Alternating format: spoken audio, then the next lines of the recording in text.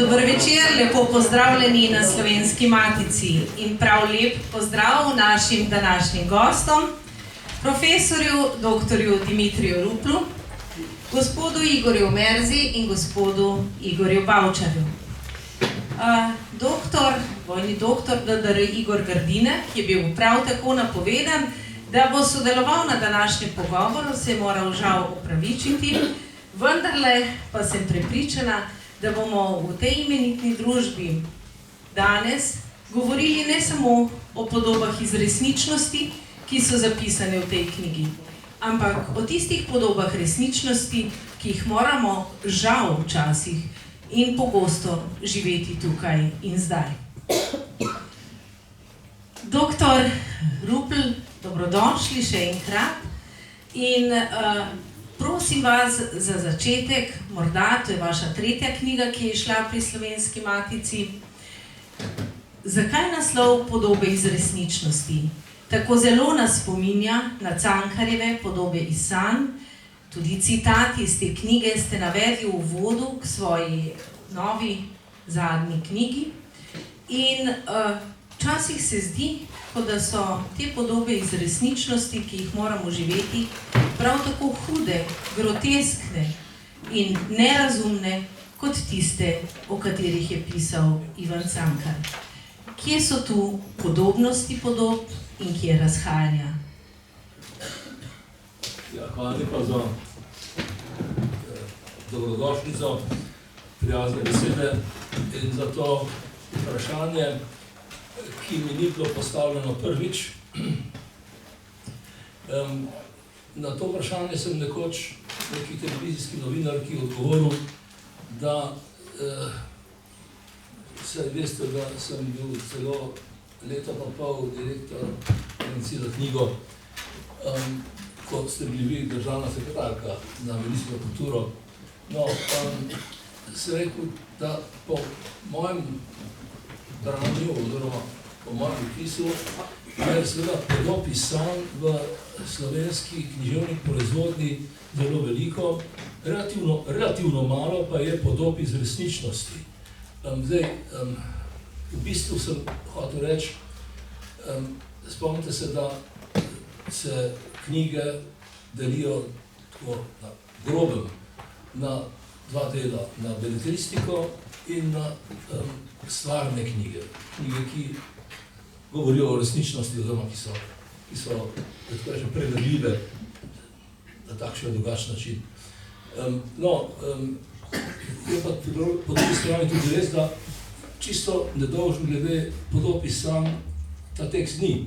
Tudi v tem tekstu je nekaj sanjskih prizorov, ki se vpletajo v poročila bolj stvarne vrste. Če mi dovolite, bi mogoče na začetku jaz povedal, kako sem to knjigo koncipiral, da bo morda več, kaj nečem, štofa za vprašanje. Glejte,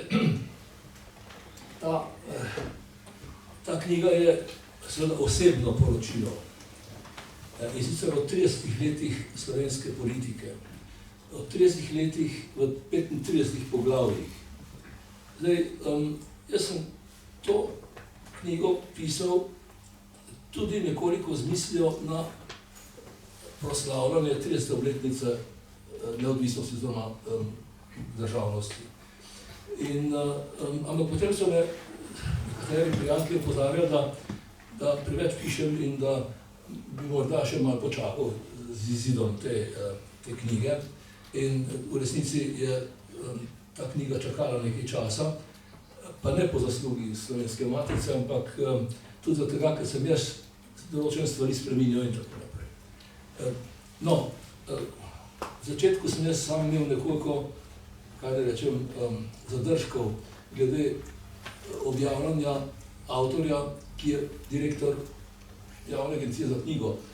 Ko sem odšel iz te agencije, ne bom govoril zakaj, so se mi zadržki nekako sprostili, jih ni več. To je, kot rečeno, neko osebno poročilo o teh 30 letih, Podnaslov je od Šumja, kjer sem stanoval v tisti hiši, ki je danes ni več kot 50 let, do Varenčaka. Varenčak je pa v bistvu tista vila, ki je bila nekoč last nekega slovenskega poslovneža Varenčaka. Po vojni se je vanjo preselil Ferdo Kozak in potem po osamosvojitvi je to postal del Ministrstva za zunanje zadeve. Se jaz to podrobno razlagam v knjigi, tako da se ne bi s tem pretirano ukvarjal. No, od Šumja, to se pravi od tistega stanovanja, kjer smo recimo pisali pismo Mitji Ribičiču o tem, da je treba ustanoviti eno novo slovensko revijo, pa do Varenčaka, kjer sva s pokojnim Trekmanom bila kazensko nekako nameščena v dve mehni pisarnici tam, ker je slovensko zunanjo politiko takrat prevzel Danilo Tirk in nisva odšla za veleposlanika. Jaz bi moral postati veleposlanik na Dunaju, Trekman pa v Berlinu, ampak nam je bilo to preprečeno, so naju pa torej dali v Varenčaka. No, knjiga ima dva dela, vendar je slovensko dogajanje opisano iz treh zornih kotov, bi rekel.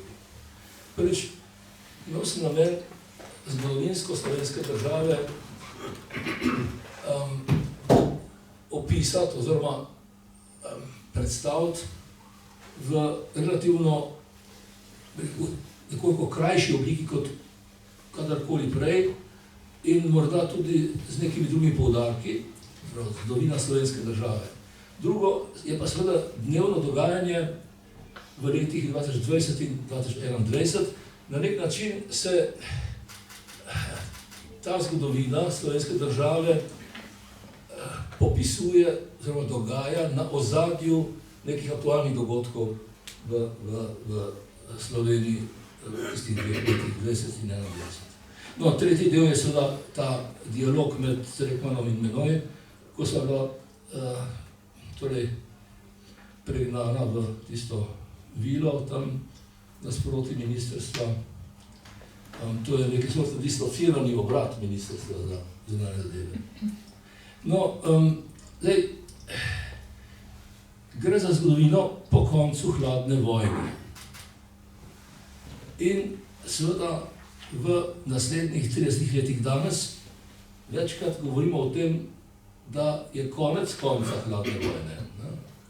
In to se pravi, to obdobje od konca hladne vojne do konca hladne vojne najbrž je zanimivo, kajti v tem obdobju se skrivajo odgovori na vprašanja, zakaj je bilo to obdobje relativno kratko. Zdaj, zakaj je prišlo do konca hladne vojne, oziroma zakaj konca hladne vojne ni več, ampak se je v bistvu ponovno začela. O tem najbrž ni treba posebej prepričevati, med drugim gre za rusko-ukrajinsko vojno, ki je, tako rečem, nek značilen dogodek, značilen vojni dogodek. No, glejte, Slovenija se je začela kot demokratično gibanje, ki ga ni bilo mogoče ločiti od osamosvojitve. Zakaj? Slovenija se ni samo ločevala od Jugoslavije, ampak se je združevala v evroatlantski sistem z evroatlantskimi zavezniki, ki seveda, za katere je značilno, da zastopajo, branijo demokracijo. No, tu bi rad opozoril na neko zanimivost, oziroma nek problem, ki ga je sprožil bivši predsednik Republike Milan Kučan. In sicer on v več svojih intervjujih, ob več priložnosti govori o tem, da v Sloveniji primanjkuje, oziroma da nimamo tretjega soglasja. Govori, da smo imeli prvo soglasje s plebiscitom, drugo soglasje, ki ni bilo čisto povsem soglasno, oziroma ima neke lepotne napake, po Kučanovem mnenju je sprejem ustave leta 1991, pa vendarle ga šteje kot drugo soglasje. Zdaj pravi, potem je pa potrebno tretje soglasje, ali pa bi moralo priti do tretjega soglasja. Kaj pa zdaj to tretje soglasje je, oziroma kako on razume to tretje soglasje, oziroma kaj on o tem pove. Torej, kot rečeno, v več intervjujih, več svojih nastopih govori o tem tretjem soglasju, vendar nikdar ni povsem jasen. Še najbolj jasen je bil njegov, kako ne rečem, življenjepisec Božo Repe v knjigi Prvi predsednik, kjer povzema Kučanove misli v zvezi s tem tretjim soglasjem in pravi, tretje soglasje naj bi bilo soglasje o tem, kaj hočemo s to državo sploh početi. Torej, Kučan se sprašuje, kaj hočemo početi s to državo, čemu ta država služi in kaj bomo z njo naredili. To pa je seveda neko vprašanje, ki je po svoje zapleteno, po drugi strani pa nekoliko v sebi, kaj ne rečem, izlovno oziroma zelo nenavadno vprašanje, ker nekaj početi z državo pomeni državo vzeti kot sredstvo za nekaj. Če že razumemo sredstvo v tem najširšem pomenu, državo kot sredstvo v tem najširšem pomenu, potem seveda moramo reči, da gre za to, kam se ta država postavlja, v kateri družbi nastopa, kam se učlanjuje, kdo so njeni zavezniki, kakšna je njena zunanja politika in tako naprej. Ampak to vprašanje je bilo razrešeno leta 2003 z referendumom o članstvu v Evropski uniji in NATO. Se pravi, v bistvu tretje soglasje obstaja. Referendum o NATO in o Evropski uniji je bil fenomenalen. Za Evropsko unijo se je odločilo 90% volivcev, za NATO 2/3, kar seveda je spričo propagande, nekateri se boste spomnili tiste propagande leta 2003, spričo tiste antinatovske propagande, torej spričo te antinatovske propagande je bil ta rezultat fenomenalen. Jaz sem bil zelo srečen. Edino gospod Miheljak, ne vem, če vsi veste, o kom govorim, on je kolumnist, tudi profesor na Fakulteti za družbene vede, on je rekel, da v bistvu je manjšina Slovencev za NATO.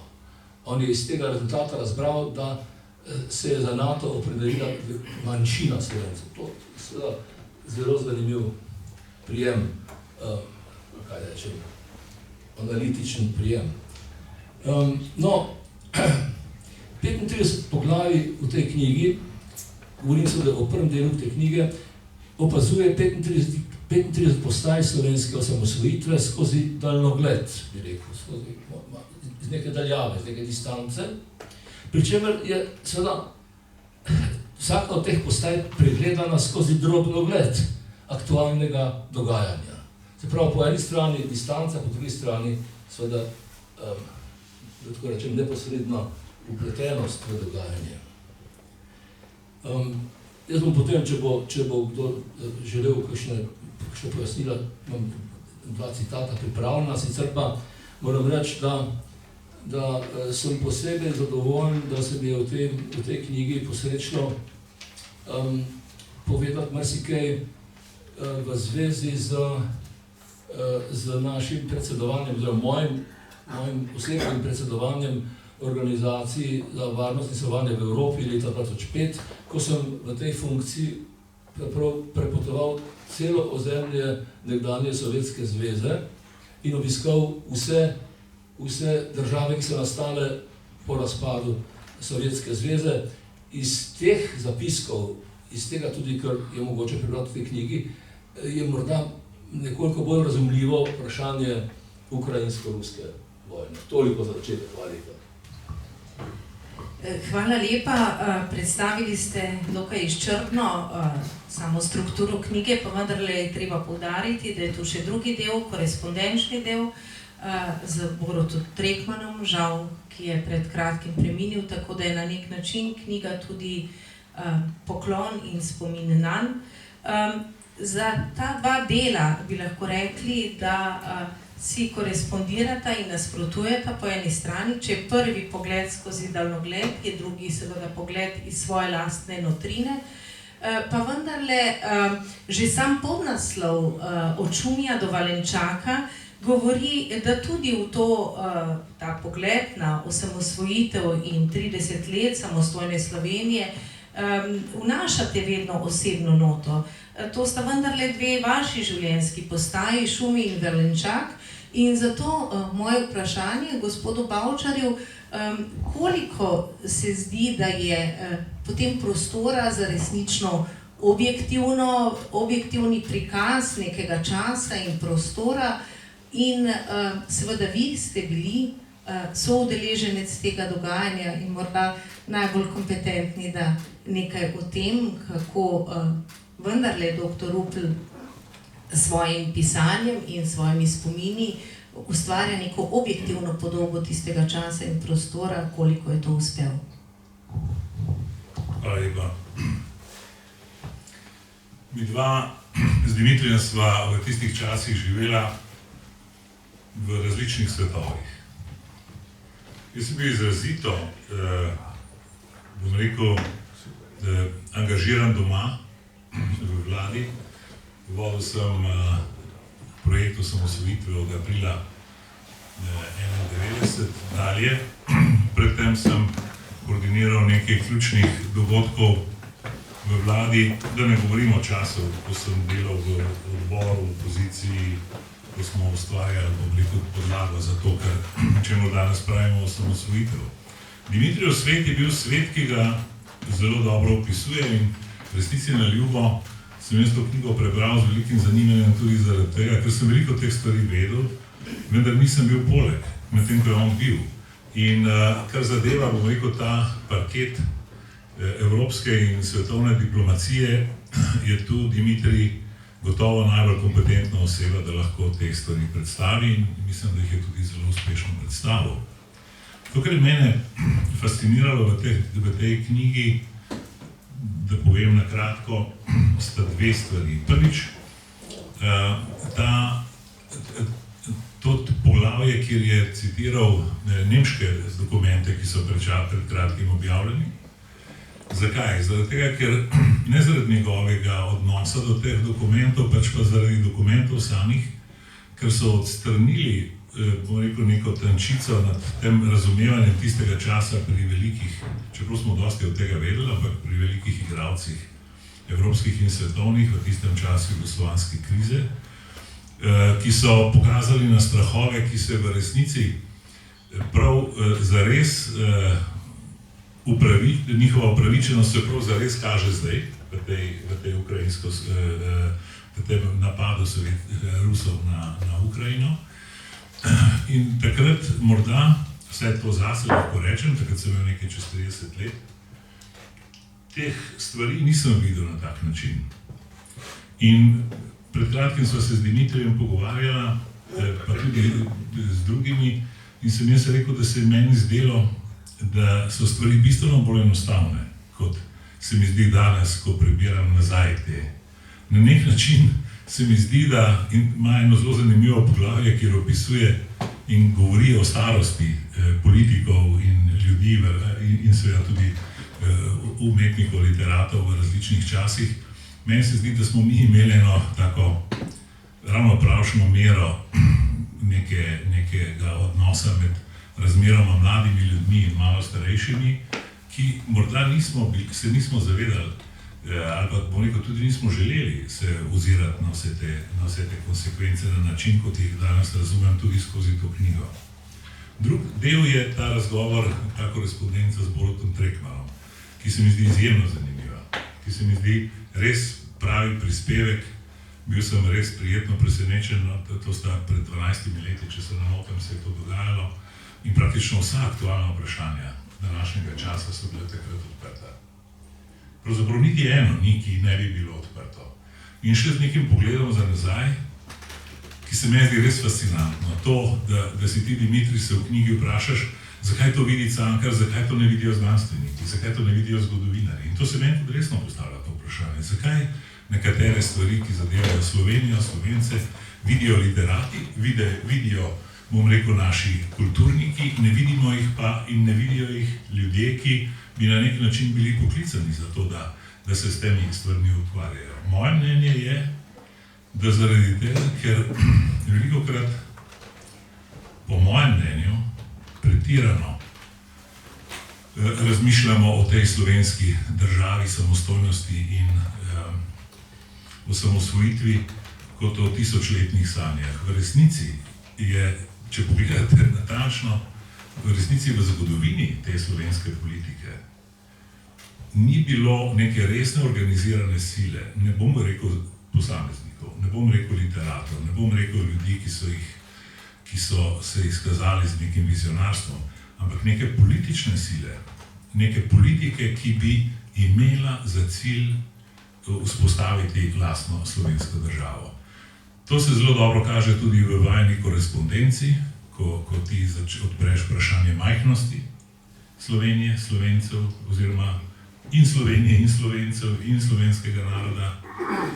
In na nek način se kaže tudi v tem, da ta refleksija in ta čas tega prehoda v 90-ih letih se nam je nekako zgodil ob tem, da smo to želeli, da je bil to Demos, ki je prvi, bom rekel, to artikuliral, so hkrati tudi te okoliščine, o katerih pišeš, nas na nek način potisnile, da smo naredili tisto usoden korak kljub nasprotovanju doma, ne samo zunaj, tudi doma. In tu ta knjiga, po mojem mnenju, postavlja neka zelo, zelo zanimiva vprašanja, ki še vedno, in tukaj se moram strinjati s Kučanom, kaj naj s to državo. Tudi danes se včasih vidim, da se postavljam to vprašanje, kaj naj s to državo. A vsi, tudi ki imajo to državo danes, vedo, kaj naj s to državo naredijo in kaj naj bi ta država bila. Mislim, da je to tista točka, kjer bi morali pravzaprav poiskati kompromis, ne glede na politično orientacijo. To ni razumljena kot svoj čas prazno mesto, ki ga je potrebno vzeti zato, da upravljaš v dobro vseh, ampak tukaj bi se še vedno, bom rekel, v tem odgovoru, v tem spraševanju, kaj naj s to državo, to razume kot orodje za obračunavanje. Hvala lepa. Hvala tudi vam. Bilo je zastavljeno vprašanje, kaj naj s to državo. Gospod Omerza, vi raziskujete tiste trenutke, ko se je z državo hotelo upravljati iz globin, iz ozadja. In seveda tudi v tej knjigi so prikazane številne osebnosti, ki so bile tako ali drugače nadzorovane v predhodnem režimu. Skozi perspektivo seveda skrajne, bi rekla, ironije, celo skrajnega cinizma, kot se je zgodil Kocbeku recimo, ki je bil nadzorovan od človeka, kateremu danes na osmrtnico napišejo citat iz Kocbekovega dela, ste seveda brali najbrž tudi to knjigo skozi to grenko izkušnjo. Hvala za besedo, lepo pozdravljeni. Na začetku bi sam to rekel, da že sam naslov je zame ima neko udbovsko ozadje. Namreč Šumi, kjer je živel Dimitrij, je njegovo stanovanje bilo zvočeno 24 ur na dan. Na srečo ni vse ohranjeno. Ampak nekaj pa je, nekaj tega sem tudi že jaz v knjigah, v mojih knjigah, nekaj tega sem povzel, pa še več bo v knjigi Velikani slovenske osamosvojitve in ko obdelujem Dimitrija Rupla, ki so mu udbovci nadeli zanimivo ime, negativ, podkodno ime, nadzora seveda, ne sodelavca. Tako da že sam naslov ima neko reminiscenco za mene, ker sem mogoče malo profesionalno deformiran z tega vidika. Drugače pa seveda je pa, kot recimo, sej že ta vlada, zdajšnja vlada je v nekaj mesecih svojega obstoja povzročila nek razkol in celo, jaz mislim, ne lih uničila temelje te države, ampak ogrozila temelje te države, ki bi mogli, namreč vsaka država bi mogla paziti na svoje temelje kot na punčico svojega očesa. In ne delati takih stvari, da se da, recimo, če kar naštevamo, vojaška počastitev pogreba človeka, ki je preganjal ljudi, ki so se zavzemali za samostojnost. Janeza Zemljariča. Ukinila muzej osamosvojitve. To je strašen simbolni udarec v obraz vseh tistih, ne samo tisti, ki so vodili osamosvajanje, ne samo tisti, ki so razmišljali leta nazaj, ki niso tega doživeli, ampak tudi praktično večine Slovencev in tudi državljanov drugih, ki tukaj živijo, ki smo se odločili za samostojno državo. Potem, ko imamo recimo državno proslavo kulturno, zlorabi Svetlana Makarovič oder, pride gor z rdečo zvezdo, ki je za nekatere zelo pomembna kot znak borbe proti okupatorju, za nekatere pa znak enega hudega zatiranja, stalinistične revolucije med vojno in še hujšega stalinističnega terorja po drugi svetovni vojni. Znak, se pravi, simbol, ki razdvaja. Na državnih proslavah ne bi smeli imeti simbolov, ki razdvajajo ljudi. Če hoče imeti privatne proslave, svoje proslave, me nič ne moti, ampak na državnih proslavah imeti simbole, ki razdvajajo. In kaj zdaj pomeni to? Da je nekaj mesecih te vlade prišlo do nekega razkola, ki se čuti. Jaz čutim, jaz hodim po terenu, predstavljam svoje knjige in čutim to zgražanje ljudi, enega dela seveda ljudi, ki jih je to prizadelo, čustveno prizadelo te poteze vlade. Se je tudi že Danilo Türk nagradil recimo človeka, ki je bil ravno tako proti slovenski osamosvojitvi, se pravi Tomaža Ertla. Ampak meni se zdi hujše, če to naredi vlada, ki je dala počastitev Zemljariču. Zato, ker kogarkoli je pomemben predsednik države, je vendarle vlada tista, ki v Sloveniji ima tiste kompetence, da vodi državo. In to se mi zdi, seveda, zaradi tega sem jaz zelo skeptičen in mi je ta vlada nekako, pravzaprav preziran. Čutim nek prezir do teh ljudi, ki se tako obnašajo do tega največjega dogodka v zgodovini našega naroda. Zakaj razdvajati? Ob tej težki situaciji, ki ima vlada, na raznih področjih, se ne bom spuščal to, ampak zakaj še dodatno razdvajati narod? To mene moti in škoda je nepopravljiva in jaz mislim, da bomo muzej osamosvojitve vendarle dobili nazaj. Hvala. Hvala tudi vam, že gospod Omerzel je seveda odprl to temeljno vprašanje. Vi pišete zgodbo o slovenski samostojnosti, o osamosvajanju in seveda samostojni Sloveniji na horizontu dejstva ali pa na pogorišču Muzeja slovenske osamosvojitve in pravzaprav se ob tem zastavlja vprašanje, da je treba morda to perspektivo od govorjenja o tistih, ki so imeli zasluge za osamosvojitev, usmeriti k temu, kaj je bilo morda v tem procesu storjenega napak, da se danes dogaja takšna degradacija slovenske osamosvojitve. Vaša knjiga je nenazadnje refleksija tega časa, ste morda reflektirali tudi to, dr. Rupel? Ja, zdaj, vaše vprašanje je na nek način provokativno, kaj smo mi narobe naredili. Marsikaj, gotovo. Ampak, pogledajte, nedaleč tukaj, nedaleč stran tukaj, na Trgu Republike, so trije spomeniki.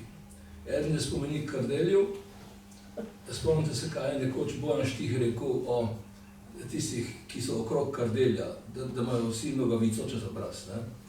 Potem je tukaj en spomenik, Tršarjev spomenik revoluciji, velikansko drevo, ali kaj da rečem.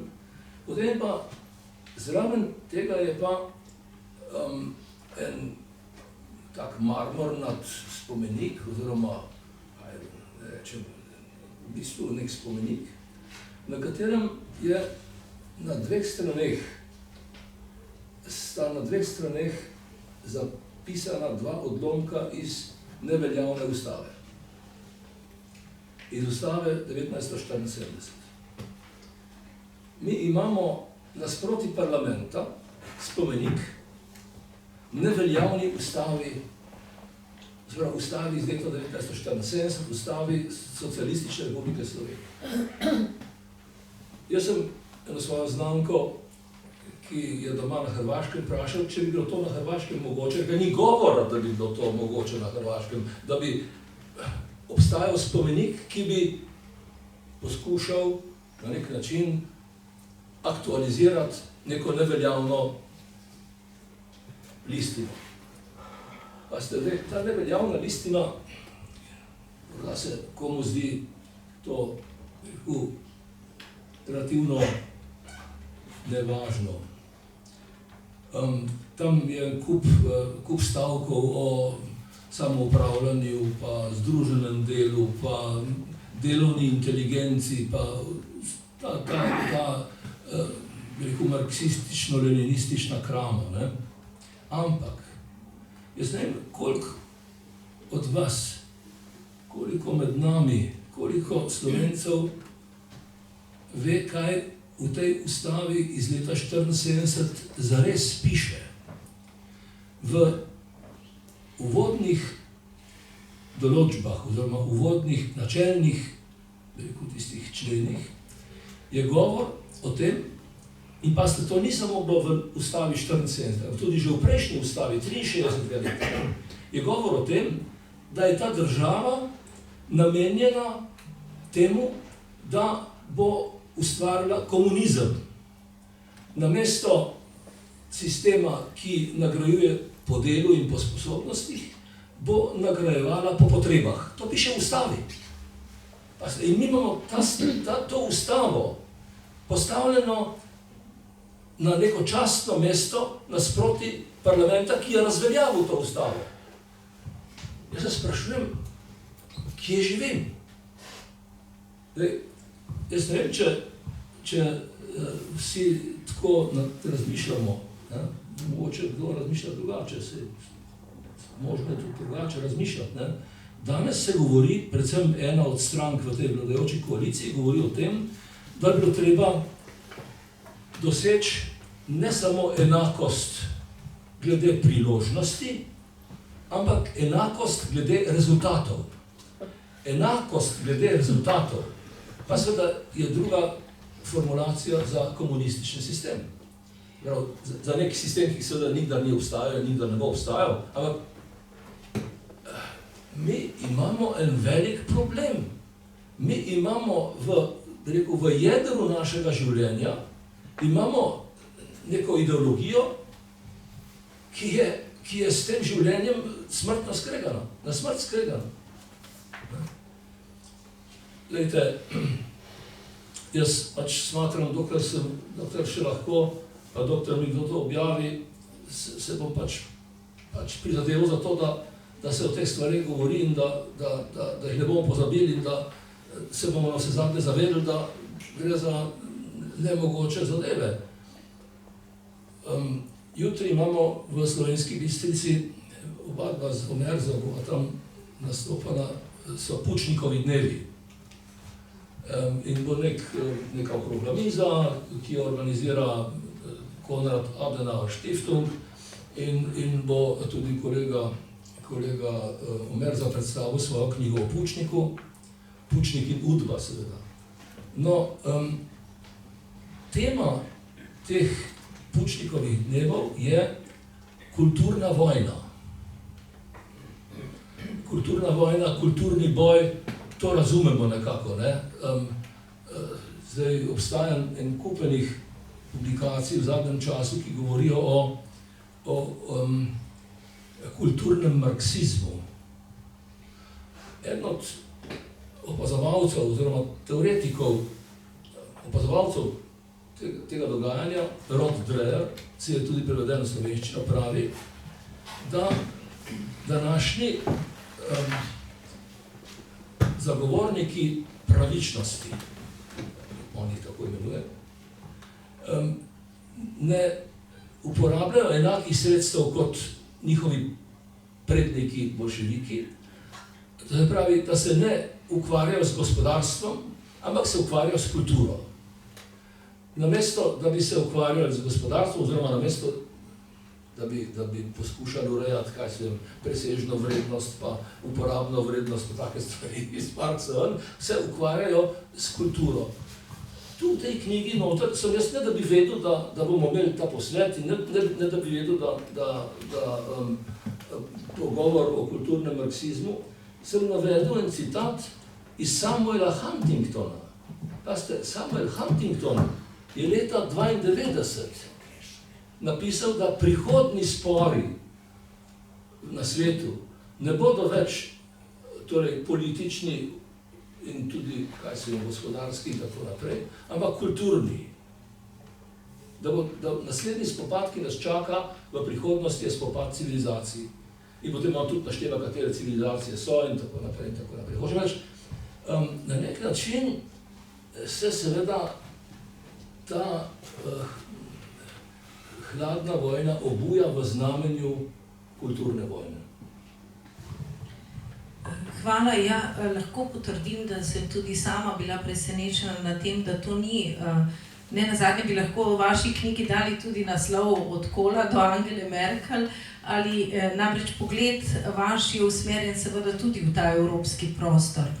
In kar me je pravzaprav zelo zaskrbljujoče ali pa zaskrbelo, je bilo soočenje na Ministrstvu za kulturo, da je pravzaprav ne gre zgolj samo za stališče recimo v slovenskem prostoru ali pa neko specifiko slovenskega prostora, ampak da s padcem Berlinskega zidu pravzaprav ni padel komunizem, ampak se je izvozil na zahod. Spominjam se že iz svojih študijskih let, kako je takrat profesor vedno poudarjal frankfurtsko marksistično šolo, revolucija je končana, začenja se pohod skozi inštitucije. In zdi se, da se je ta pohod tudi na zahodu seveda že dokaj intenzivno izpeljal na univerzah in vseh drugih inštitucijah in da bo ta nekako, bi rekla, da je naše soočenje s kulturnim marksizmom in to obujanjem komunizma na nek način vendarle prišlo, da smo bili predolgo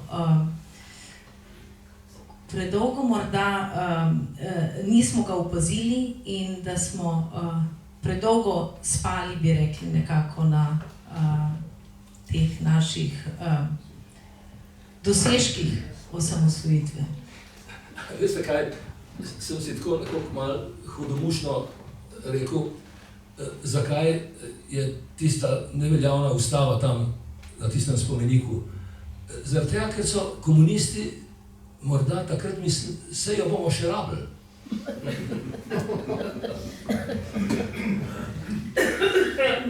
Morda, da se obrnem ravno na to stran, to izkušnjo obujanja komunizma oziroma na nek način njegovega prebivanja, bi rekla, tudi v zahodnem svetu, kako se pravzaprav soočati s tem. Vemo, da na to opozarjajo tudi venezuelski avtor o velikem problemu v Latinski Ameriki. Kakšne so zdaj opcije, ki jih in odpira ta knjiga in seveda naša dejanja? Samo kratek komentar. Poznam te zgodbe, teorije o forumu Sao Paulo in tako naprej. To, kar se meni zdi zanimivo, jaz sem seveda otrok nekega socialističnega, marksističnega obdobja naših univerz, bil sem goreč marksist v svojih študentskih časih. In potem sem diplomiral sem iz Marksove kritike teorije vrednosti in 2 leti nisem mogel diplomirati in takrat sem me potem rešila te zagate, zato da sem lahko diplomiral 2 profesorja, Zdenko Rotar in Ernest Petrič. toliko na kratko o tem. To pa, kar se meni zdi pomembno, je, kje je ta marksizem pustil, bom rekel, neko sled in je še zelo živ pri nas. To je ravno v odnosu do države. Namreč, marksistična teorija temelji na tem, da mora država odmreti. Da je seveda ta ustava, ki jo citira Dimitrij Rupel, je prežeta s to idejo samoupravljanja, neposredne vladavine delavskega razreda, ki seveda nima, bom rekel, vsega vedenja, zato potrebna avantgarda in tako naprej. Ampak ta odnos do naše lastne države je v veliki meri pravzaprav posledica tega dolgotrajnega marksističnega izobraževanja in teh teorij o tem, da je država pravzaprav nekaj, kar mora odmreti. Jaz to vidim. Jaz sem bil 2 mandata minister za evropske zadeve in sem se praktično ukvarjal z prenašanjem bom rekel, evropskega pravnega reda v domačo prakso. In tu smo imeli zelo velike težave. Namreč, izkazalo se je, da pravzaprav ne razumemo natančno, kaj pomeni upravljati z eno tako entiteto, kot je država. In sem tukaj videl velikokrat zelo nazorno, da je pravzaprav ta odnos, ta negativen odnos do države, do inštitucij, do tega pravzaprav v veliki meri posledica te naše teorije, marksistične teorije. Tudi ta odnos, seveda jaz imam neko svoje mnenje o tem, da je v tej slovenski zgodovini smo vedno iskali neko marelo ali pod Avstro-Ogrsko ali pod vse Jugoslavijami in tako naprej. In ta strah pred tem, kam gremo, ki se ga spominjam iz parlamenta, bomo jedli travo in tako naprej. To je bil neka stvarna zadrega. To ni bilo samo, bom rekel, neko priložnostno politično nasprotovanje tem našim zahtevam Demosovim, ampak to je bilo zelo praktičen strah. Tudi nastop predsednika Kučana v parlamentu pred tistimi ključnimi dogodki je bil del tega. To ni šlo zgolj za nagajanje, ki je potem prišlo do konca tudi v tem, kar ti, Dimitrij, pišeš dobro, v tistem slovitem sestanku Ribičiča s Fasinom in Kučana, ki je rekel, ne boste dali te samostojnosti desnici. Ampak se mi zdi, da gre tukaj za en globi odnos, negativen odnos do države. Da bi nekdo drug, tukaj to je seveda potem možno narediti vse naprej, do teh vprašanj, ki jih odpirate s Streckmannom. In tukaj se mi zdi to res pomembno. Ker recimo danes mnogi pravijo, kaj pa je drugače, kot je bilo prej. Beograd in Bruselj sta enako, nevarna in zdaj se moramo tam pogajati, ker seveda na empirični ravni to ne drži. Niti to v Jugoslaviji, niti to v Bruslju, niti to v Beogradu in tako naprej. Ne. To je ta strah pred neko lastno odgovornostjo, vodenjem neke samostojne entitete in ima temelje v marksizmu. Morda, gospod Omerza, kaj je omenjal je dr. Rupel, seveda ohranjanje spomenikov, kateri mehanizmi pa so se v ozadju še ohranili, ki oživljajo tako pri nas, kot morda tudi v evropskem prostoru, seveda, ali pa ohranjajo, bolje rečeno, to idejo razgradnje države in komunizma? Dobro, kar se tiče marksizma, levice in tako naprej, je bila prisotna že prej na univerzah, tudi za časa obstoja, recimo Sovjetske zveze in teh satelitskih vzhodnih držav. So bili močni levičari na univerzah, ker je to privlačna ideja, enostavno privlačna ideja v svetu, ki neenakosti, ne med državami, med revni in tako naprej, bogati, znotraj držav. To so ideje, ki so zelo privlačne za en del populacije, ki so pa na nek način bilo boljše upravljene države, da bi bile te neenakosti na nek socialni način odpravljene, ne z neko revolucijo ali pa z nekim uničenjem države, pa uničenjem trga, denarja in tako naprej. Ker smo mi zagovarjali kot študenti. Mi smo rekli, ta socializem ni ta prav, imaš trg, imaš denar, mi smo šli čez to, mi smo bili na liniji tega, bi rekel, pravega komunizma, ker imaš prva faza je po delu, druga faza je pa po potrebah. pa ta čisti komunizem in srečen konc zgodovine. Kot študent je bilo to privlačno. Živeli smo tudi v takem režimu, ki smo te stvari lahko branili. Ampak to je bilo že za ta režim preveč, ne? Zato so oni tudi govorili o anarho-levičarjih in tako naprej. Ne? Ampak oni so pa dali v to ustavo ta končni cilj in s tem so upravičevali, vse mi gremo proti temu končnemu cilju. Ne? Seveda so skozi stopicami praktično na istem mestu, ravno tako je bila eksploatacija delavcev, ne? V socializmu, kot je bila v kapitalizmu in tako naprej, ni še danes to isto. Ne? Tako da, kar se tiče pa tega ohranjanja, bi rekel, jaz mislim, da je to zelo na personalni ravni ta ohranjanje, bi rekel, enega spomina na prejšnjo, nostalgije, če hočemo na prejšnjo državo. Ne. Jaz mislim, da je največji, mene imajo za hudega desničara, zato ker raziskujem udbo. Ne. Jaz sem nehal v politiko kot liberalc. Ne. In zdaj danes težko danes je malo zmešano se te pojmi, ne. Ampak jaz sem desničar, hud desničar, Tekavčičeva je rekla, da se Janša Bavčar umer za najhujši desničar. In zakaj bi bil jaz desničar, če raziskujem tajno politično policijo? Se pravi, nikomu to ne odgovarja. Veste, jaz mislim, da je glavni to, kar ne odgovarja to ozadje, ki ga mi ne vidimo. Ne? Vse ti ljudje so pravzaprav zombiji, živijo nad nami, pa ne vemo, da so bili ne udbaši, ne da so bili sodelavci, mi nekaj jih poznamo. Ne? Ampak večine pa ne, ker je večina dokumentacije uničene.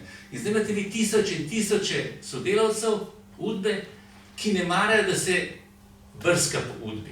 Zakaj? Da ne bi izplavali njihova imena. Ne? In zakaj smo imeli 2 referenduma, da se meni osebno zaprejo arhivi? 2 referenduma za enega človeka. Mene je sram zaradi tega, nisem ponosen na to. Ne? 2 referenduma, da se zaprejo arhivi, ker so jih, ne vem zakaj, takrat so vsi nekako podprli celo odprte arhiv leta 2006, ko je Janša vlada to spravila čez parlament. Ker nisem mislil, da je kaj ohranjeno. Ko sem izdal prvo knjigo, se je začel referendum. Bomo zaprli. So mi kar zaprli vrata arhiva. Ker, ko bi prišel v knjižnico, pa so zaprli vrata. Ne? Skratka, jaz mislim, da so v ozadju ne samo te glavni, ki jih vidim, Kučan, Zemljarič, ki so že pokojni, pa še nekateri, ki so še živi, ne?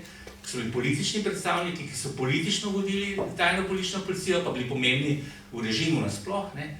Ampak so ta nivo, pa ne mislim zdaj sodelavci, kot so receptorji, hišniki, snažilke, to nima pomena. Ampak imate pa vi zdravnike, doktore, direktore inštitutov, zgodovinarje, novinarje, tega mrgoli. V knjigi, ki jo zdaj pišem, Temna stran dela, mrgoli v delu praktičnega novinarja, ki ni bil povezan z zgodbo. In zdaj pogledajte, ti ljudje, nekateri so še živi, nekateri imajo še vpliv, čeprav so upokojeni, imajo vpliv še vedno na politiko časopisa, in to so tisti, in tudi na RTV-ju, in tudi na Dnevniku, in na Večeru, da ne razlagam, to so ljudje, ki so še vedno vplivni, in ki niti ne vemo več za njih, njihova imena že se izgubljajo v zgodovini. Ne? Ampak jaz si še vedno videl v pismih bralcev, jih videl na nekih seansah, ki jih imajo, obujajo spomine in tako naprej. To je tista, rekel, ena podstat, rekel, skrivna podstat, ki jo jaz ne moram zdaj čisto do konca čistiti, ker nima svoje udbe, pa je nočem imeti. Ampak pojavne oblike so mi pa jasne. Ta, rekel, ta nekak preprečevanje v redu, obsodimo ta režim, recimo, ne? Ampak ne pa zdaj preveč brskati potem, pa imena pa sploh ne, Bog ne daj. V enem od pisem bolj odrekno odgovarja Dimitriju Ruplu in se mi zdi res. Nekateri deli so naravnost fascinantni in mu pove o nekem dogodku, ki mu je bil ali priča ali pa mu je nekdo pripovedoval, ko je Kardel bil na eni večerji.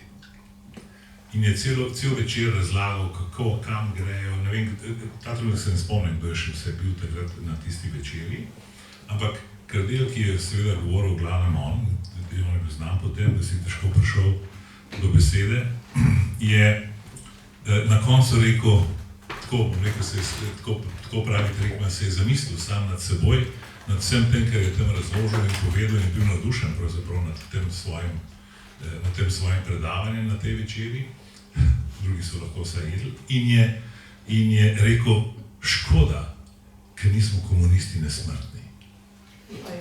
In, mislim, to se mi zdi tako genijalen stav. Mislim, to se mi zdi naravnost. In v resnici niso nesmrtni. So nesmrtni. Če danes pogledate vse to, kar se dogaja, vse to živi. Vse to živi. Zame osebno je najbolj grozna konsekvenca tega življenja partijskega in komunističnega ta popolnoma zbrisana delitev oblasti med izvršno, zakonodajno in sodno. Če te ne dobijo na zakonodajni, te dobijo na izvršni, če te ne dobijo na izvršni, te dobijo na sodni.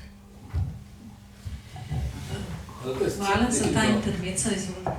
Ja, gledajte, stvar je zagonetna, ne? Vprašanja so resna in veliko jih je. Eno vprašanje, ki je, da tako rečem, podlaga tega, kar jaz zdaj razmišljam, pa tudi kar pišem v tej knjigi, je, da 90% Slovencev je leta 90 glasovalo na plebiscitu za samostojno državo in tako naprej in tako naprej. Danes pa slišimo, vidimo izjave proti tej državi in navsezadnje zanikanje dosežkov plebiscita in tega, kar je bilo narejeno v 30 letih. A so to zdaj tisti isti ljudje, ki so glasovali za državo, so se zdaj premislili po 30 letih? Jaz mislim, da gotovo so kakšni taki, ki so se premislili, ampak to je zdaj druga generacija. Generacija, ki danes protestira, ki uporablja isti jezik, kot so ga uporabljali v starem režimu pred 50 leti, ta generacija seveda osamosvojitve ni doživela, je v tej osamosvojitvi slabo informirana. Po drugi strani so ideje, kot je povedal prej Omer, za privlačne, enostavne, predvsem se jih da zelo hitro zapomniti. Veste, filozofija ni zelo enostavna veda, ampak marksizem v glavnih obrisih je pa precej enostaven. In naučiti se ga in to ponavljati in na tem vztrajati in tako naprej je preprosto, relativno preprosto, in zaradi tega imamo mi danes situacijo, kakršna je. To so otroci tistih, ki so glasovali za Slovenijo, ali pa naslednja generacija tistih, naslednja od tistih, ki so glasovali za Slovenijo, zdaj glasuje proti Sloveniji. Glasuje pa proti Sloveniji zaradi nevednosti, neinformiranosti in zaradi privlačnosti teh idej, če tako rečem. Hvala, odprli ste kar nekaj teh vprašanj. Seveda, najprej glede tega, naj povem, vi govorite o zapiranju arhivov v Sloveniji. Vi v tej knjigi, tudi zato je dragocena, objavite kar nekaj arhivskega gradiva, tudi mednarodnega ali pa dokumentov, ki so po 30 letih zdaj dostopni in možni za objavo. Tako da tudi skozi to sliko morda odlično izrišete, kako je Evropa dovoljevala oziroma kako se je spreminjalo njeno nagnjenje do samostojne ali nesamostojne Slovenije, kar je tudi seveda posebno poglavje in pomembno v tej knjigi, zato sem morda nekoliko prešla k temu. Seveda pa na drugi strani ste odprli zdaj pravkar tudi vprašanje, kako s tako knjigo priti do nove generacije, priti do mladih, kako v tej diktaturi medijev, ki seveda sami odločajo o tem, kaj bodo objavili in ki jih danes ni tukaj, razen izjemne ene same televizije, kako pravzaprav priti do te generacije? Izvolite. Glejte, najprej bi to rekel. Mi smo danes dejansko v hladni vojni. Torej, najbolje ukrajinsko-ruski spor razumejo tisti, ki so doživeli nekaj podobnega leta 1991. Kajti elementov skupnih imata torej slovensko jugoslovanska in ukrajinsko-ruska zgodba zelo veliko skupnih elementov. Zdaj, kar se tiče slovenske usode in slovenskega uspeha pravzaprav v teh svetovnih dogodkih, dogajanju v svetu leta 1991, bilo treba vendarle pomisliti na to, da takrat je bil ravno konec hladne vojne. Nekateri politiki, predvsem državniki, se še niso čisto natančno odločili, kako ne ravnajo. Ne vem, nekateri se boste spomnili, gotovo se boste nekateri spomnili, kako so Francozi in Angleži ugovarjali združitvi Nemčiji, kako so imeli zadržke glede razpada Sovjetske zveze in Jugoslavije in tako naprej. Zapisnik, ki ga citira gospa Fridlova, to so sestanki, pogovori tedanjega predsednika Združenih držav Amerike, Georgea Busha starejšega, praktično z vsemi evropskimi državniki. Oni se posvetujejo, to je eno daljše časovno obdobje, od leta 90 do leta 91, do jeseni 91, se posvetujejo, kaj narediti. Začne se tako, da ne bodo dopustili razpada Sovjetske zveze, ne bodo dopustili razpada Jugoslavije. To so bili koncepti, ki so veljali od leta 1945 naprej.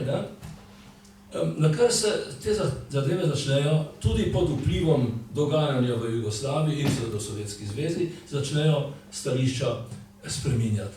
Ampak ta stališča so se spremenila relativno odločno so se spremenila, radikalno so se spremenila, ampak so ostala spremenjena kratek čas. In v tem smislu je seveda Slovenija imela veliko srečo, da je ujela tisti zgodovinski trenutek, ko je lahko postala samostojna. Ker če bi to bilo prej, ali pa če bi bilo to zdaj, kot je ukrajinsko-ruska vojna, seveda vemo kakšni problemi so. Kakšne grozne žrtve, kakšne grozne tragedije in tako naprej. Slovenija se je zmuznila, da tako rečem, skozi to zgodovinsko špranjo na nek zelo, zelo posrečen način. Kaj je rekel Bush? Kaj je zdaj to Jugoslavija? A je to etnični prepir ali je to demokratično gibanje? In jaz sem hodil okrog po svetu in sem rekel, demokratično gibanje. Govoriti o nacionalizmu bi bilo kontraproduktivno. In mi smo imeli to srečo, da dejansko Demos je bila demokratična organizacija. Demokratična organizacija, ki je navsezadnje tudi se odločila za kohabitacijo z predsednikom Kučanom, ki je bil iz prejšnjega režima, ki je glavni šef partije in tako naprej. To so rekli, te Slovenci so pa res, to so pa res pošteni ljudje, pametni ljudje, da znajo tako dobro koeksistirati tudi s svojimi nasprotniki in tako naprej. Skratka, en del tega uspeha Slovenije je bil tudi v tem, da smo mi, bi rekel, veljali v svetu kot neka država za zgled, kako se da koeksistirati. To, kar se danes dogaja, ta razredni boj in kulturni boj in kulturna vojna in tako naprej, seveda najbrž mnoge zelo hudo demantira. Mnogi so med tem že pokopani in tako naprej, ampak tisti, ki so še živi, se najbrž tepejo po glavi, da so dovolili to, kar so dovolili. Kar nekajkrat smo seveda odprli vprašanje te nesrečne agresije Rusije, žalostne agresije Rusije in nesrečne usode Ukrajine. Se zdi, da v vaši knjigi, zlasti tudi že v pisanju, dopisovanju z Borutom Tretmanom, nakazujete na neke konflikte, ki so nerazrešeni in ki se lahko zgodijo. Kar pa je še bolj zaskrbljujoče pa je, da se vendarle v Sloveniji pojavlja zelo močna podpora na nek način Rusiji skozi to, da se kliče k mirni diplomatski rešitvi spora. Kot izjemni diplomat, kaj lahko rečete o takih pobudkah? Dajte, jasno je, da vsaka vojna se konča z mirovno konferenco, ne? Z diplomacijo in tako naprej. Ampak, recimo, čitam marsikaj, predvsem v zahodnih, v angleških, ameriških, nemških virih. Nemci, recimo zdaj, eden od njihovih glavnih analitikov na področju obramboslovja pravi, govoriti o pogajanjih in o spravi in o nehanju vojne, ko ta vojna traja in ko obe strani ne moreta popustiti, Ukrajina ne more dopustiti tega, da bi zdaj prepustila en del svojega ozemlja Rusiji. In Rusija seveda ne more zdaj dopustiti tega, da bi velika sila, kakršna je, se pokazala kot neuspešna, kot poražena in tako naprej. Obe strani, ki sta zapleteni v to vojno, imata zelo, da tako rečem, nekaj jih drži, no, da ne morata popustiti. V tem trenutku govoriti o pogajanjih je fikcija in je zelo slabo, pravijo analitiki. Torej, tisti, ki pri nas govorijo o pogajanjih in o tem, da se je treba usesti za diplomatsko mizo in tako naprej, v resnici ne razumejo tega. Ne razumejo, kako resna vprašanja so tu v tej vojni odprta. Seveda se bo ta vojna končala. Vprašanje je, če bo to je vojna izčrpavanja, pravijo nemški analitiki. Če bo Ukrajina zdržala in po mojem prepričanju bo zdržala zaradi tega, ker ji pomaga, vsaj do neke mere, pomaga Zahod, Američani, drug.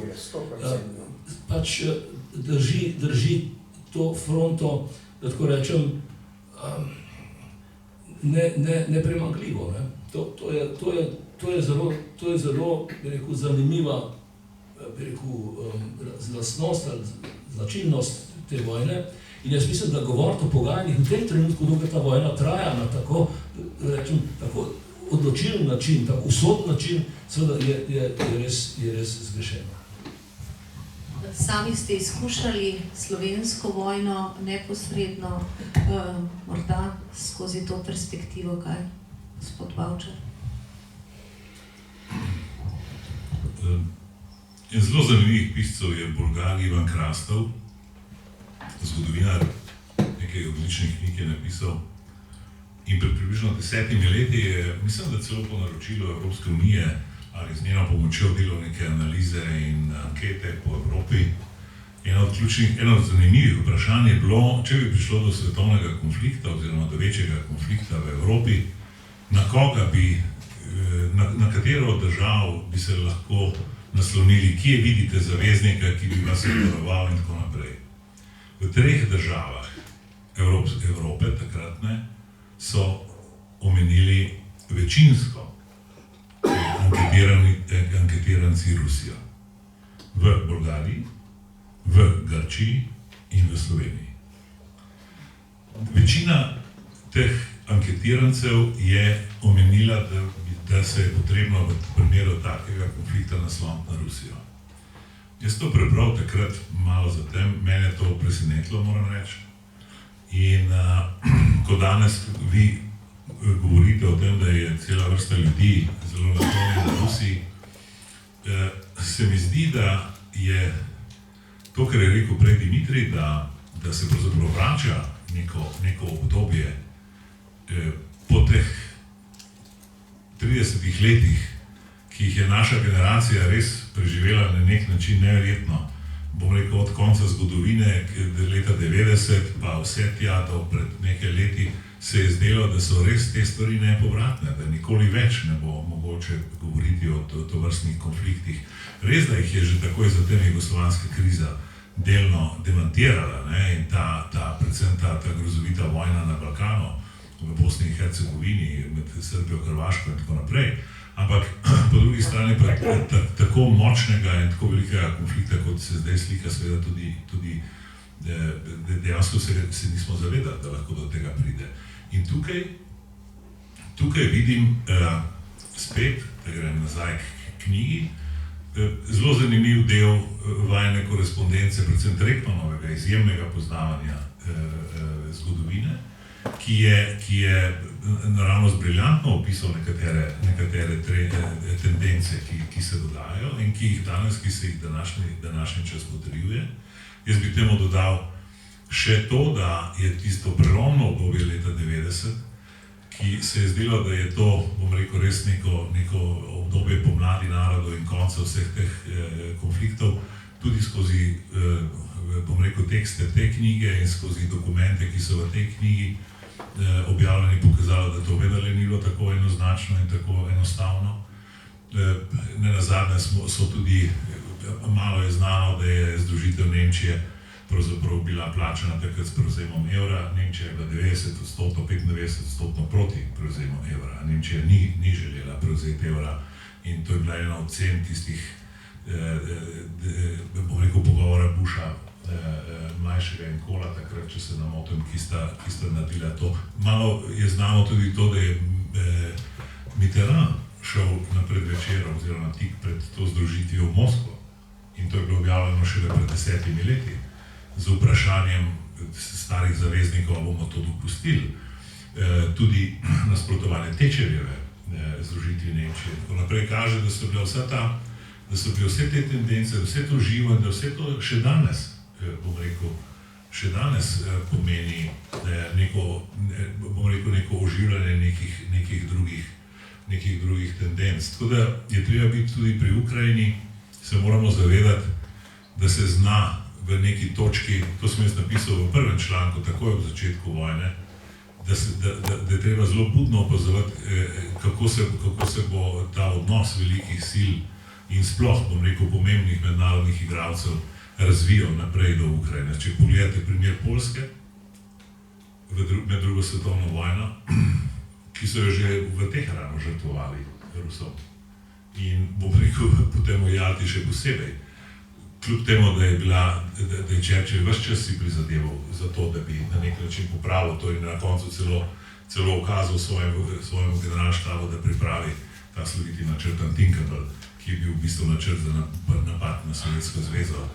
To je bilo že maja 1945 in tako naprej. Tako da, to rekel, eno z drugim ne smemo biti naivni, ko gre za to obdobje in ta knjiga se mi zdi, da nas opozarja na to, da ni nič dokončnega v teh zadevah. Doktor Rupel, kar nekaj smo že prekoračili 1 uro pogovora. Naj morda vendarle poudarim za zaključek, da je ta knjiga vendarle tudi neke vrste ne samo politična biografija Slovenije, ampak tudi vaša osebna avtobiografija. Če se nekako parafraziram Pučnikove besede, Šumija ni več, zdaj gre tam za neko nasedlo križarko, Costo Concordia, morda znamenje tega, kako je danes pravzaprav res vse dovoljeno. Kaj lahko vaša knjiga ne samo doprinese k ohranjanju spomina na te čase in prostore, ampak seveda nagovarja za prihodnost. Torej, jaz sem na nek način že na 3/4 odgovoril na to vaše vprašanje. Glavno se mi zdi to, da seveda ne smemo molčati. Torej, tisti, ki napadajo državo, pa osamosvojitev, ki govorijo o tem, da je treba tem osamosvojiteljem vzeti besedo in tako naprej. Ni treba molčati na to. Mislim, da je treba odgovarjati, da je treba čim več, da tako rečem, argumentov imeti v obtoku, na mizi. In seveda temu namenu je posvečena tudi ta knjiga. Jaz sem ravno v teh dneh končal še eno knjigo, katera naslov je Pomen osamosvojitve. in ki jo bom, upam, tudi lahko predstavil, bodi si tukaj, pa še v kakšnem drugem prostoru, je na nek način nadaljevanje tega, morda za spoznanje malce širši pogled, ampak kakorkoli že, mislim, da je treba na provokacije reagirati, da ne smemo biti tiho. Vsaj, kar se mene tiče, jaz ne mislim biti tiho, kot vidim kolega Omerza, tudi ga bo težko k nauku pripraviti, ker ima na programu še celo vrsto teh knjig o tako rečem, zločinih ali pa hudih dejanjih tajne politične policije. Seveda ne smemo molčati, potrebne so reakcije. Izvolite, publika, beseda je vaša. Profesor Kalan, izvolite. Najprej hvala vsem tule navzočim osebam, ki ste nam pričarali nekaj drame, 30 let stare, ki traja še danes. Res je bil nekaj najprej bolj simboličnih vprašanj, majhnih. Ko si profesor Rupel, diplomat Rupel, omenjal te spomenike na Trgu revolucije, to smo vsi opazili, tega napisa pa jaz tudi nisem opazil, se pravi, neka simbolika tu je, ampak jaz sem da zdaj eno vprašanje glede ene druge simbolike, sicer himne. Zdravljica je pesem in jaz sem enkrat na SDS sestanku nekem, kjer je bil tudi Simoniti navzoč in sem rekel, zakaj ste vzeli samo eno kitico za himno, ker je tako malo besed, bi morala biti saj še tista o Slovanih, vsi naj si roke sežejo, recimo to je triada Minsk, Kijev, Moskva, niso tako zelo daleč narazen. In tudi z vidika predstavitve, recimo če športniki nastopijo, četrta, zadnja kitica, sedma, je tako kratka, kot tista pesem, mislim, da je Strniševa oblački na nebu, kam tako se vam mudi in tako dalje, skoraj in morajo prvo, ker pesem je v več kiticah, neki premisel, neko premiso postaviti, nek akord, potem zapojejo v 1 minuti in pojejo vsega konec. Mislim, da je treba to enkrat, ampak odgovor iz Simonite je bil, himna je, Zdravljica je kulturni spomenik, ampak himna je samo zadnja. Samo vsi narodi, kaj je pa z nami, to je vse drugo vprašanje, kako je s suverenostjo v institucijah, ampak to je dolgo vprašanje, morda potem niti ne bi, ampak to me najbolj žuli, kako je s suverenostjo Republike Slovenije v odnosu do EU in v odnosu do NATO. Rad bi pa en komentar k temu, kako da je ob osamosvojitvi, so rekli, je bil govor tudi o mejah. In je bilo rečeno, da Republika Slovenija ima meje kakor SFRJ. Jaz sem bil v svoji pedagoški praksi tudi priložnost, da sem poučeval Ustavo SFRJ na gimnaziji v Idriji, pa v Kamniku. In tam smo se pogovarjali, da SFRJ nima določenih meja. Natančno. To so mi povedali Primorci v Idriji, se pravi Novogoričani in tako. In ko je bila skupščina razglasila samostojnost, sem se jaz spomnil na nekega slavista, ki je o tem govoril, mislim, da je tam tudi Zuderman Tiščakist, pa tudi slavist, morda znano ime, da ni meja s Hrvaško določena. In evo, nastal je mejni spor. Se pravi, ki je zdaj v reševanju s tistim junction, ki pomeni samo spoj in tako dalje. To je eno vprašanje in to mislim, da je bilo tisto takrat odločitev, bi morala biti bolj previdna, da tako rečemo, in tako je to. Tretja stvar pa je glede ukrajinsko-ruskega spora. Mislim, da je tu marsikaj o dejstvu, ki se ne omenjajo. Nekatera se pa non-stop ponavljajo. Mislim pa, da z vidika Slovenije bi morali čimprej ukiniti prepoved delovanja kulturne inštituta za kulturo, rusko kulturo v Ljubljani. Torej, jaz upam, da imamo vsi skupaj še 3 ure časa, da ta vprašanja temeljito odgovorimo. No. A se slišimo? Ja. No, za šalo. Drugač pa na kratko, kar zadeva mejo s Hrvaško. Seveda, meja s Hrvaško ni tak velik problem na kopnem, ampak je problem predvsem na morju. Zato sem mislil, samo na morju, to ne. Zato, ker je pač, položaj Slovenije vis-a-vis morju, vis-a-vis Jadranu, tako zelo prav nesrečen, da so vsi profesori, s katerimi sem jaz govoril, mednarodnega prava in tako naprej, so rekli, tukaj bo zelo težko kaj doseči, ker je,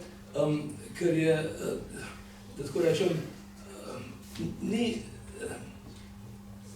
mednarodno pravo govori o tem, da je dostop do mednarodnih voda določen z skrajnimi točkami sosednjih držav in te skrajne točke nas ne pripeljejo, oziroma ta teorija nas ne pripelje na odprto morje, ampak nas pripelje v hrvaške teritorialne vode. Možno bi bilo, seveda, če bi bili takrat nekoliko bolj, kaj da rečem, spretni, to je bila, jaz mislim, da Drnovšek-Račan sporazum ni bil tako slab, ker je v bistvu pripeljal odprto morje noter in je v bistvu bil dostop Slovenije do odprtega morja po svojem morju. No, ampak Pahor je pa sklenil nek sporazum, ki je bil, kaj ne rečem, sad zaupanja, dobre volje, pa tudi pritiska iz tujine, se mi zdi, predvsem Američani so bili takrat precej nestrpni, kar se tiče reševanja slovensko-hrvaškega spora.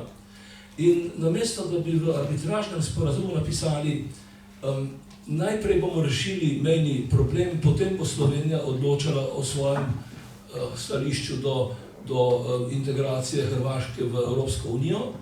Torej, namesto, da bi tako napisali, smo nekako to dvoje izenačili in Slovenija je dala,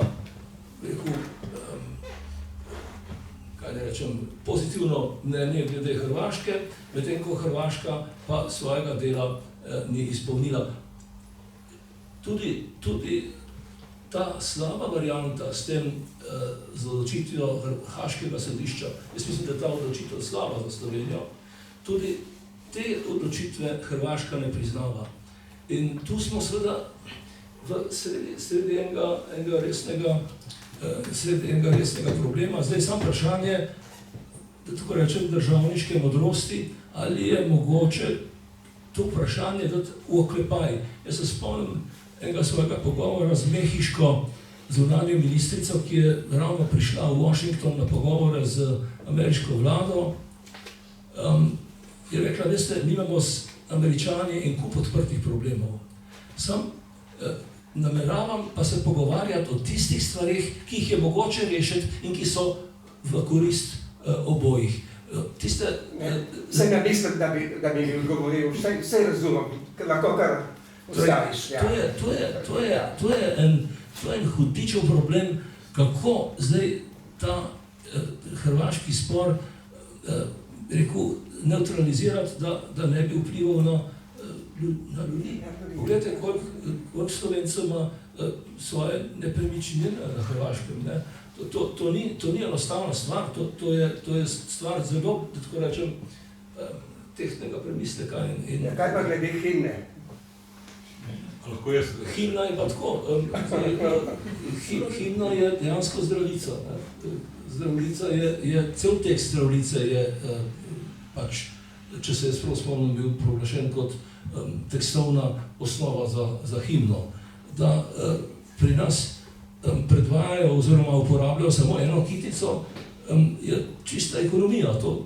To ni neko, no, je pa tudi politično vprašanje, ker ta kitica govori, tako kot recimo približno Internacionala, govori o mednarodnem sodelovanju, mednarodnem bratstvu, mednarodni solidarnosti in tako naprej, ne govori pa toliko o slovenskih nacionalnih interesih. Tako da, če se sprav spomnim, je ena od strank, ki je danes v opoziciji, predlagala, da bi vsaj še eno kitico uporabili pri vseh teh protokolarnih priložnostih.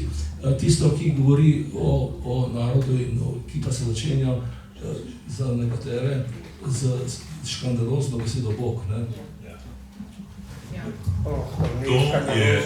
To je bil... Ja, takrat, ja, razumem. Tako kot je Dimitrij Rupel razlagal po svetu, da se gremo demokracijo in da je dokaz za to kohabitacija s bivšim predsednikom partije, tako je v veliki večini nastala ta država v tistih ključnih trenutkih, ko smo jo proglasili, ravno tako kot rezultat v tistih urah pravzaprav nekega kompromisa in zelo šibke večine demosa, ki je enostavno ni mogla spraviti skozi stvari, ki jih je hotela. Celo vrsto, in od zastave, državnih simbolov, zdravice, oziroma himne na ta način, kot smo jo želeli. Po pravici povedano tudi cela vrsta vprašanj, ki zadevajo lustracijo, vrsto drugih vprašanj in tako naprej, je bila enostavno predmet ali pa posledica tega, da naša moč je bila omejena. In na nek način, roko na srce, tudi plebiscitarni rezultat in tako naprej je v veliki meri posledica tega, da nekega velikega konflikta v tistih časih enostavno si nismo mogli privoščiti. Nekateri so ga želeli, mi smo tudi mislili, da bodo šle stvari drugače, ampak enostavno ni šlo. Ni šlo. Danes, ko sprašujete, zakaj je tako, zato ker je pač takrat bilo potrebno v razmeroma kratkem času se odločiti in razmerje sil je bilo tako, kakršno je bilo. Mi smo nekatere zakone z glasom, enim glasom večine spravili skozi, da smo se pripravili takrat na ta odločilni trenutek. Še vprašanje, izvolite. Kuharjeva. Jaz bi imela eno vprašanje. Preden ga pa zastavim, bi pa rada povedala en vic na račun spomenika tovarišu Kardelju. A bi se prišla? Ne, se je v redu, jaz lahko. Se sliši. Torej, vic je naslednji. A vi veste, zakaj so tam tisti delavci okoli Kardelja, tisti, ki imajo... Tam so zato, ko so prešvasani.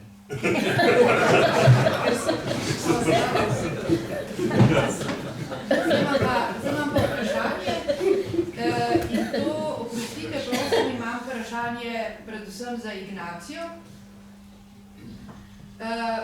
Ko sem poslušala te tehtne besede o slovenskem odnosu do države in do pomena države in kaj to je in kakšen je naš šibek odnos do tega, sem si rekla, da je organizacija, kot je Slovenska matica, kot ustvarjena za to, da deluje v smeri večjega spoštovanja države, večjega znanja o vsem tem, kaj nudi, kaj se je z njo dogajalo, zakaj se je dogajalo in tako naprej.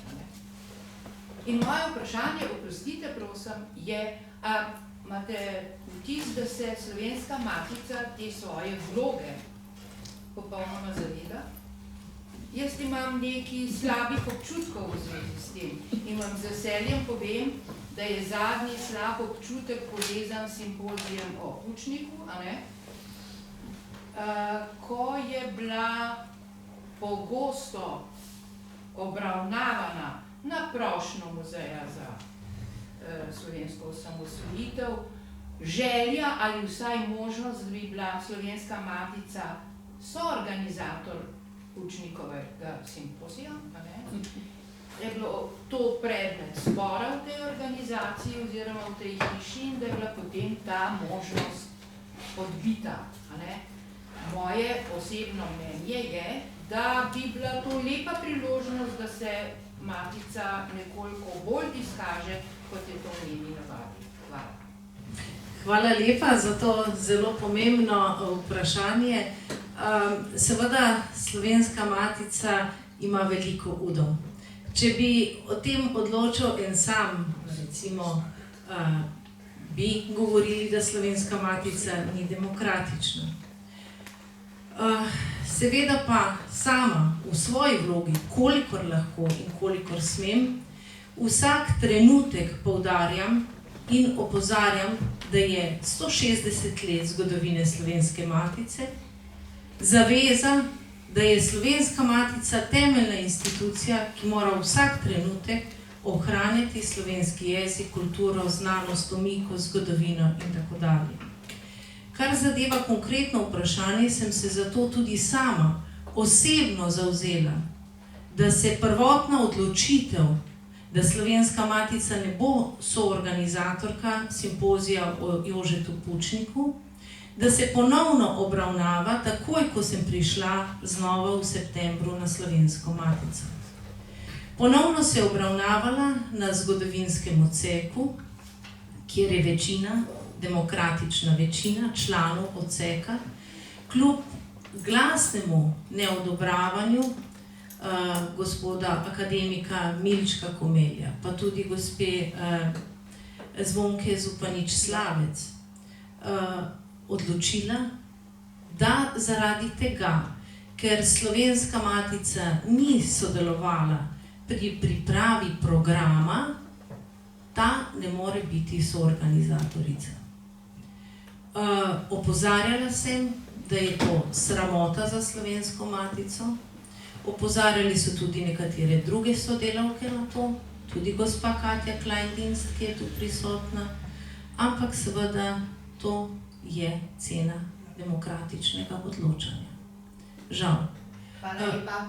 Vsekakor pa moram poudariti, da si bom v prihodnje tudi v svojem programu, ki sem ga predložila, vedno prizadevala za to, da bo tu odprt prostor za vse, predvsem pa za Slovenijo, slovenski jezik, slovensko kulturo in seveda slovensko besedo in najpomembnejše osebnosti iz slovenske zgodovine.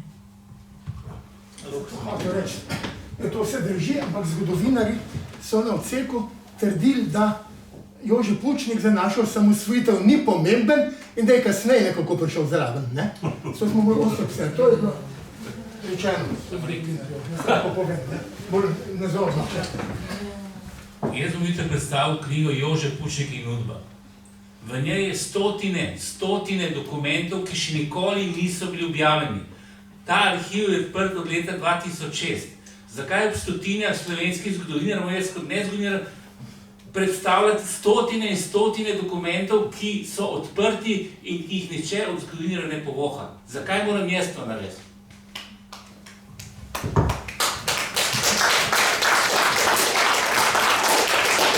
Hvala, ker je ta odgovor še bolj tehten, kot je bil moj.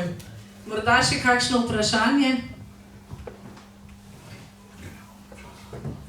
Potem pa vas seveda vabim, da kljub temam, ki so bile težke, včasih tudi grenke, vas vabim na kozarček, ki vas čaka zunaj, da seveda skupaj nazdravimo novi knjigi dr. Rupla in seveda tudi naši Sloveniji, pa morda tudi zdravljici. Med nami imamo imenitnega interpreta Prešernove zdravljice, gospoda Kuntnerja, če morda on zaključi ta večer.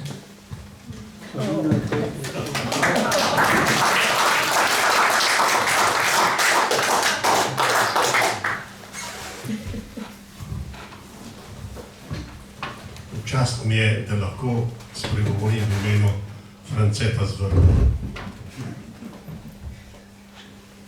Kadar hočem sam več povedati, kar sam zmorem,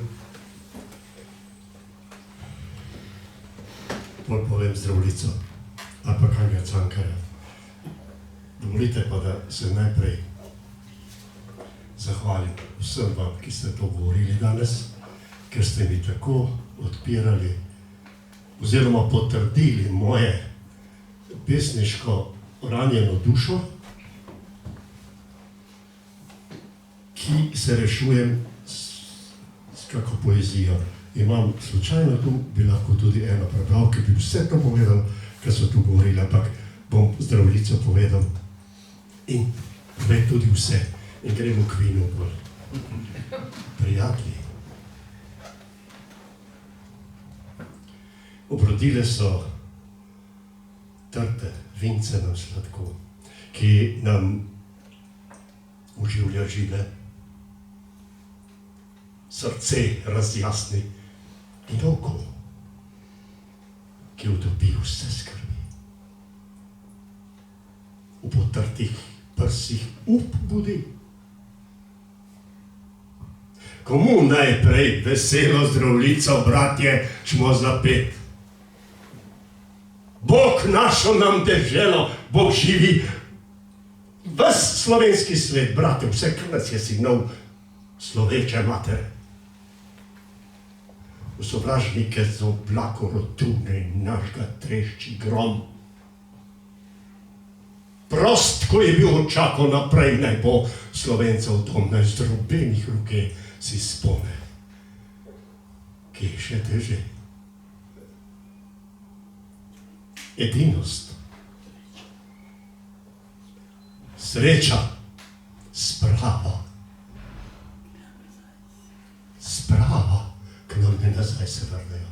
Otrok, kar ima slava, vsi naj si v roke sežejo, te oblast in z njo čast, ko pred spet naša ustalast. Bog živi vas, Slovenke, prelepe žlahtne rožice, ni take je mladenke, ko naše krvi tekle. Naj si nov zarotno, iz vas bo strah sovražnikov. Mladenči, zdaj se pije Zdravljica vaša, vi, naš up, ljubezni domačije, noben naj vam ne usmrti strup, ker zdaj vas, kakor nas, jo srčno braniti kliče čas. Žive naj vsi narodi, ki hrepene dočakat dan, da kodar sonce hodi prepir iz sveta, bo pregnan. Da rojak prost bo vsak, ne vrak, le sosed pomejak. Nazadnje še prijatelji. Kozarce zase vzdignemo, ker smo zato se zbratili, ker dobro v srcu mislimo. Dokaj dni ne živi Bog, kar nas dobrih ljudi.